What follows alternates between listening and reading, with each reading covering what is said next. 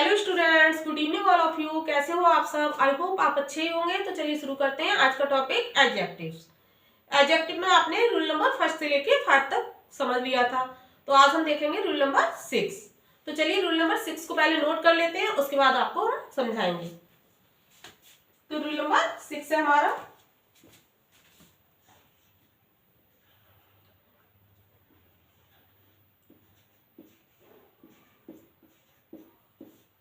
Rule number 6 में दे रखा है कुछ एडजेक्टिव्स।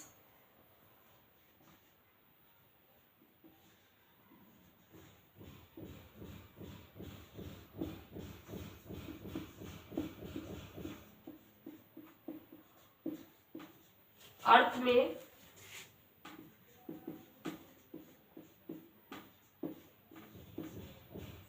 सर्वोच्च स्थिति, हाईएस्ट डिग्री।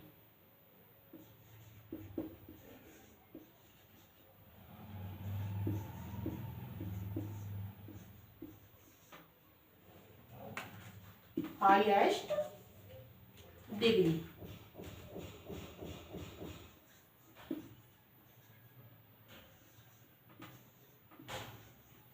कुछ एडजेक्टिव्स अर्थ में हाईएस्ट डिग्री, या हिंदी में कह सकते हैं सर्वोच्च स्थिति।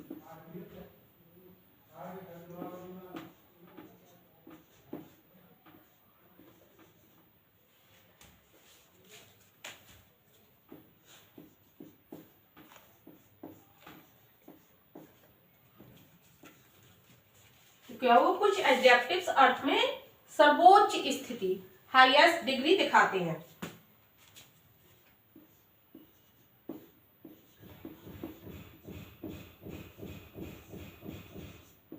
अतः इनकी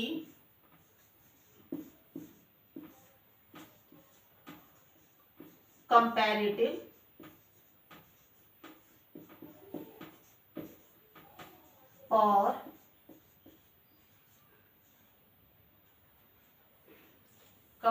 और सुपरलेटिव डिग्री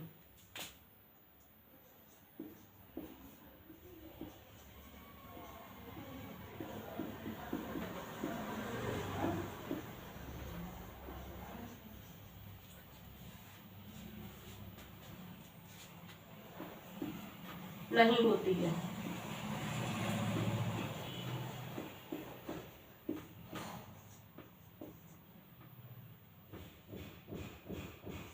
जैसे एग्जाम्पल से देखेंगे, भाई कुछ एडजेक्टिव्स ऐसे होते हैं जिनकी क्या होती है, जो अपनी सर्वोच्च स्थिति में दिखाते हैं, जो जिनकी स्थिति सर्वोच्च दिखाई देती है, जैसे कि कंप्लीट है, राउंड, यूनिक है। तो इसमें क्या है, इसका हम कंपैरेटिव डिग्री में, ना तो इसका कंपैरेटिव होगा ना इसकी सुपरलेटिव होगी। इन एडजेक्टिव्स का ना तो कंपैरेटिव होगा ना सुपरलेटिव होगा। तो चलिए ऐसे वर्ड्स को पहले लिख लेते हैं, ऐसे एडजेक्टिव्स को पहले लिख लेते हैं, उसके बाद हम एग्जाम्पल से और अच्छे से समझ लेंगे। तो पहले है round,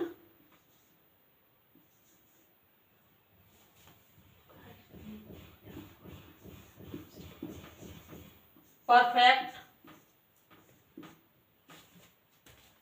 unique,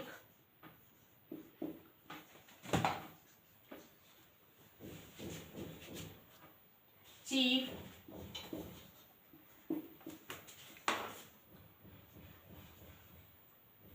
complete,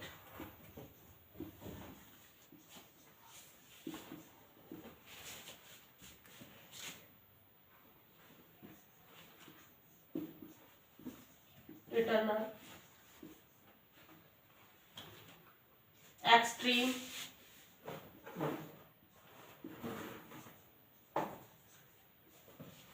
ideal, entire,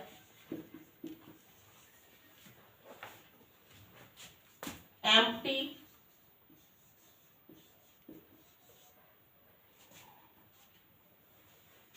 universal और स्क्वायर।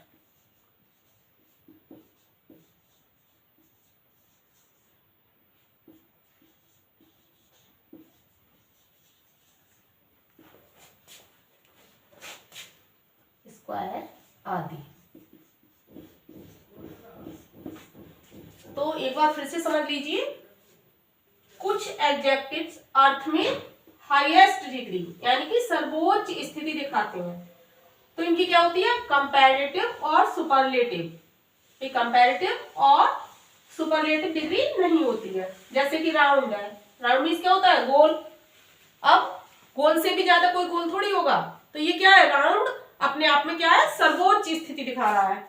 ऐसी परफेक्ट, यूनिक, भाई यूनिक है तो ना तो इसका कंपैरेटिव होगा ना सुपरलेटिव, ये अपने आप में ही सर्वोच्च स्थिति दिखा रहा है। Chief, complete, eternal, extreme, ideal, entire, empty, universal, square. तो ये जो एडजेक्टिव्स हैं वो क्या कर रहे हैं, वो अपने आप में सर्वोच्च स्थिति को दिखा रहे हैं। तो इसमें ना तो इसके आगे मोर या मोस्ट कुछ भी यूज नहीं होगा, ना तो ये कंपैरेटिव इसकी बनती है, ना ही सुपरलेटिव डिग्री। क्यों, ये अपने आप में ही सर्वोच्च है। चलिए तो इसके एग्जाम्पल देख लेते हैं।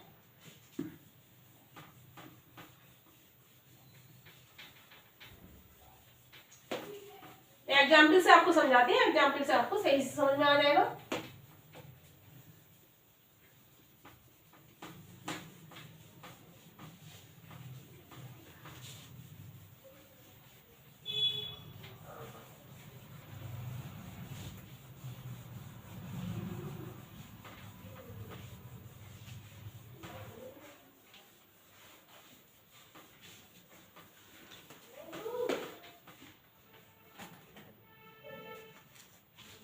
तो फर्स्ट सेंटेंस, मान लो हम एक सेंटेंस लिखते हैं, this book is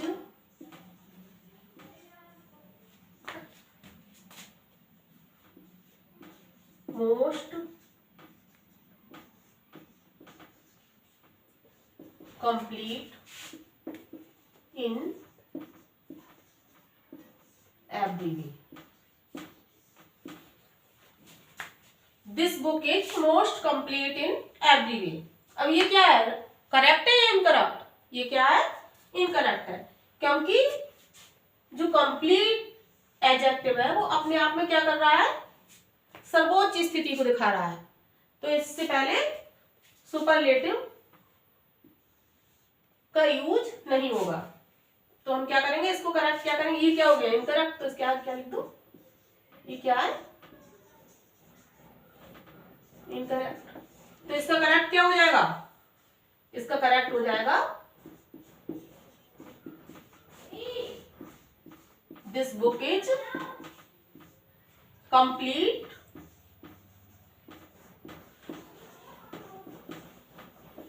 in every way. ये क्या हो जाएगा, करेक्ट।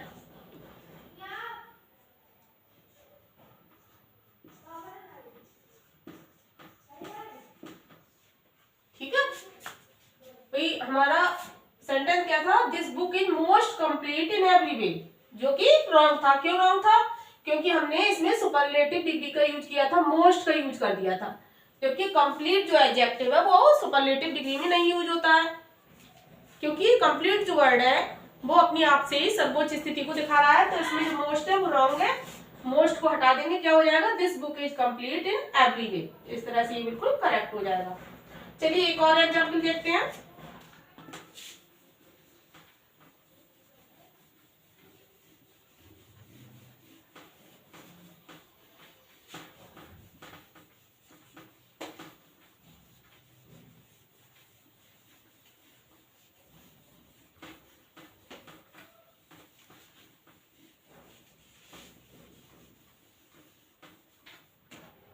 चलिए एक एग्जाम्पल लिया हमने, ही is the most perfect gentleman.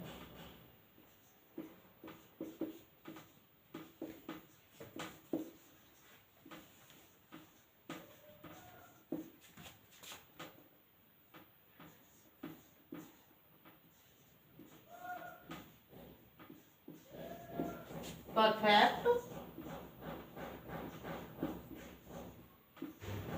Gentleman. He is the most perfect gentleman. He is the most perfect gentleman. तो ये करेक्ट है या इनकरेक्ट? ये क्या है? ये भी इनकरेक्ट है। ये भी क्या है? करेक्ट है। क्यों है? क्योंकि इसमें हमने किसका यूज किया? मोस्ट का। ये किसका कर दिया? सुपरलेटिव डिग्री का यूज। जबकि जो परफेक्ट एडजेक्टिव है उसका यूज हम किस में करते हैं? पॉजिटिव डिग्री में। ना ही इसका यूज कंपैरेटिव में होता है, ना ही सुपरलेटिव डिग्री में। तो यहां से क्या हटेगा? मोस्ट को हम हटा देंगे। तो करेक्ट क्या हो जाएगा? करेक्ट हो जाएगा ही इज द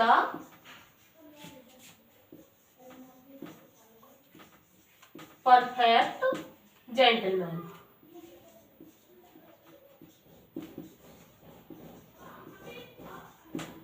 ठीक, he is the perfect gentleman.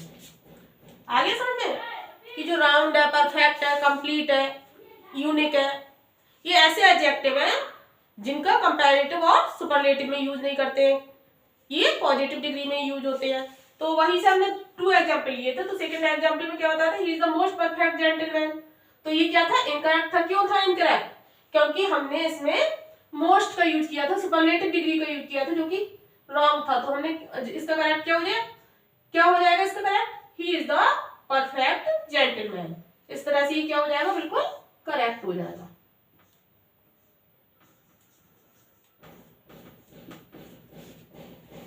चलिए तो नेक्स्ट रूल देखते हैं, रूल नंबर 7।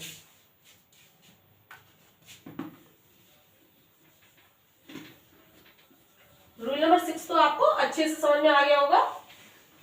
अब हम रूल नंबर 7 देखते हैं। तो सबसे पहले हम रूल नंबर 7 को भी नोट कर लेते हैं कि रूल नंबर 7 में क्या है।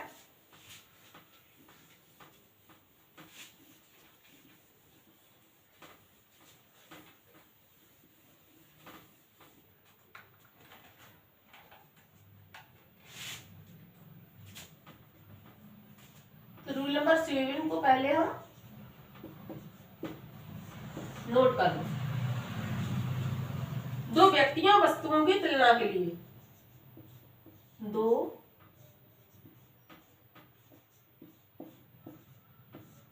व्यक्तियों या वस्तुओं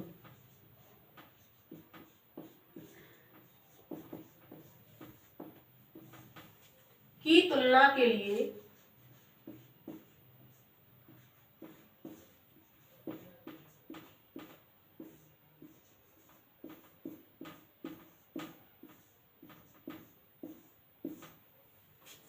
दो व्यक्तियों या दो वस्तुओं की तुलना की जाती है तो हम किसका यूज करते हैं? कंपैरेटिव डिग्री का। तो वही इसमें लिखा जा रहा है रूल में, दो व्यक्ति या वस्तुओं की तुलना के लिए कंपैरेटिव डिग्री।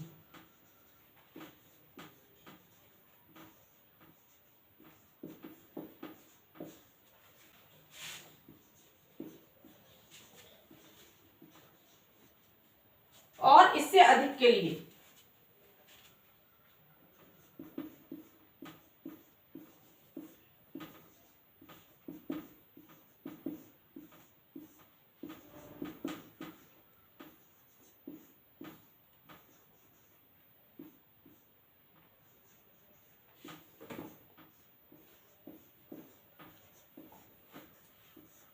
सुपरलेटिव डिग्री का यूज करते हैं।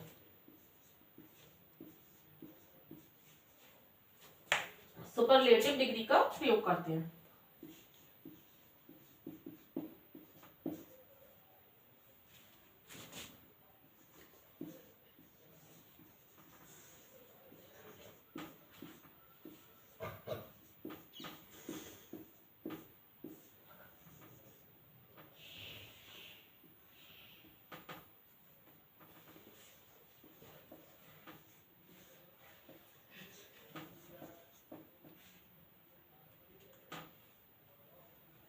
सुपरलेटिव डिग्री का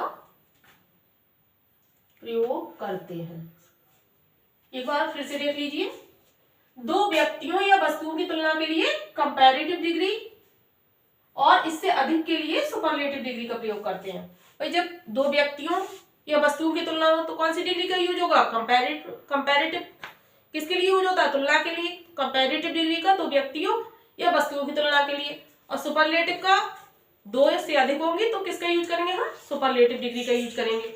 तो चलिए एक एक करके एग्जाम्पल देख लेते हैं जिससे कि आपको और अच्छे से समझ में आ जाए। तो ये एक एग्जाम्पल लिया हमने,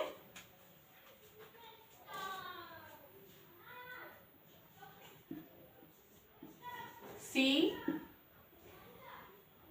is the widest of the two. The widest of the two. C is the widest of the two. इस सेंटेंस में किसकी तुलना हो रही है? टू की। तो जब दो की तुलना हो रही है और हमने किसका यूज कर दिया? सुपरलेटिव डिग्री का। जबकि अभी अभी हमने बताया था आपको जब दो व्यक्तियों वस्तुओं की तुलना की जाती है तो किसका यूज करते हैं? कंपैरेटिव का। तो यहाँ पर हमने किसका किया है? सुपरलेटिव डिग्री का यूज किया, जो कि रॉन्ग है। इस तरह से ये सेंटेंस क्या हो गया? इनकरेक्ट हो गया। ये क्या हो गया? गलत हो गया, क्योंकि हमने इसमें क्या कर दिया है? सुपरलेटिव डिग्री का यूज कर दिया है। और इसमें होगा किसका? कंपैरेटिव डिग्री का। तो इसका करेक्ट देख लो, she is wiser of the two.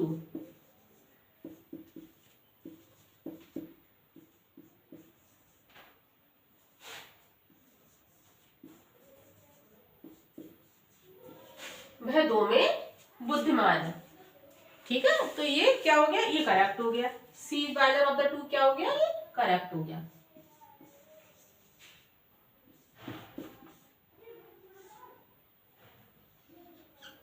और she is the wisest of the two ये क्या हो गया? इनकरेक्ट हो गया, क्योंकि जब टू है तो हमने किसका यूज किया है? वाइजेस्ट का, जो कि रॉन्ग है क्योंकि सुपरलेटिव डिग्री का यूज किया है। और करेक्ट क्या हो जाएगा? She is wiser of the two. और सुपरलेटिव डिग्री से पहले हम द का यूज करते हैं, जबकि कंपैरेटिव डिग्री से पहले हम द का यूज नहीं करते हैं। तो चलिए एक दो एग्जाम्पल और देख लेते हैं जिससे कि आपको और क्लियर हो जाए।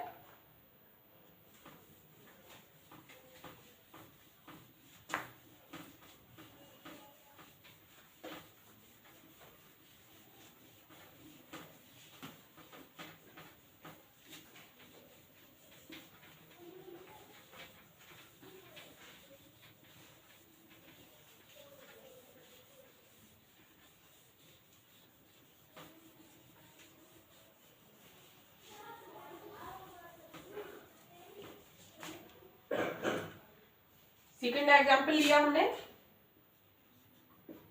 सेकेंड एग्जाम्पल हमारा he is visor then all. He is visor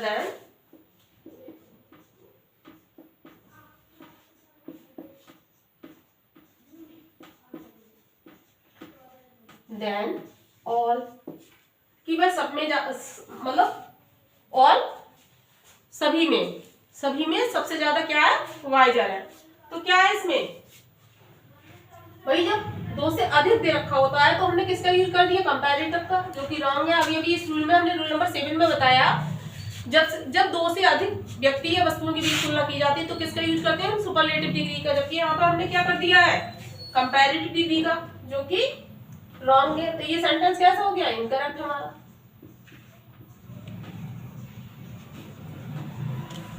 तो इसका करेक्ट क्या होगा? He is the wisest of the all.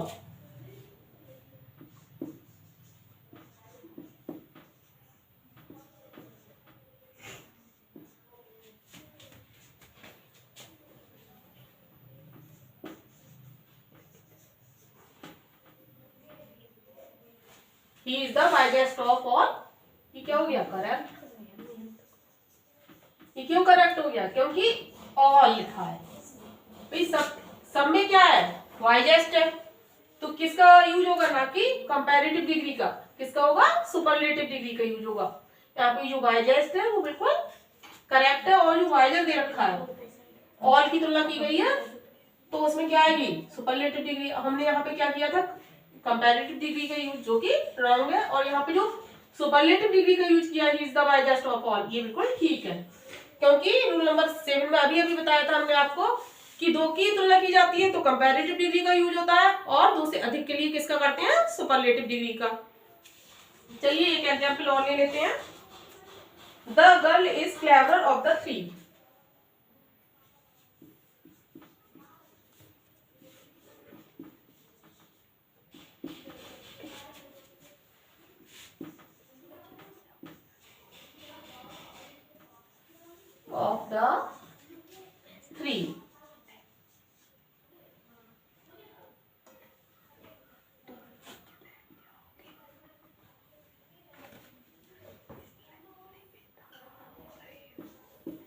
The girl is cleverer of the three. अब इसमें भी क्या रॉन्ग हो गया है, इसमें वही थ्री, 3 से तुलना की जा रही है ना कि 2 से, और हमने किसका यूज कर दिया, कंपैरेटिव डिग्री का, तो ये भी सेंटेंस क्या हो गया, इनकरेक्ट हो गया। इसका राइट क्या हो जाएगा,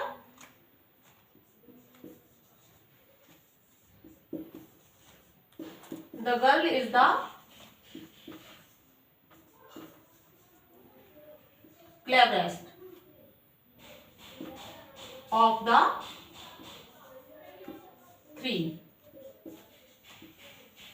ठीक, ये सेंटेंस क्या था, the girl is clever of the three, ये सेंटेंस कैसा था, इनकरेक्ट था। क्यों था इनकरेक्ट, क्योंकि हमने 3 में तुलना की जा रही है, भाई 3 के बीच तुलना की जा रही है, और हमने यूज किसका कर दिया, कंपैरेटिव डिग्री का, जो कि रॉन्ग है। यहाँ पे करेक्ट क्या होगा, क्लेवरेस्ट। क्यों होगा, क्योंकि जब 2 से अधिक के बीच तुलना की जाती है तो क्या होता है, कंपैरेटिव डिग्री का यूज होता है।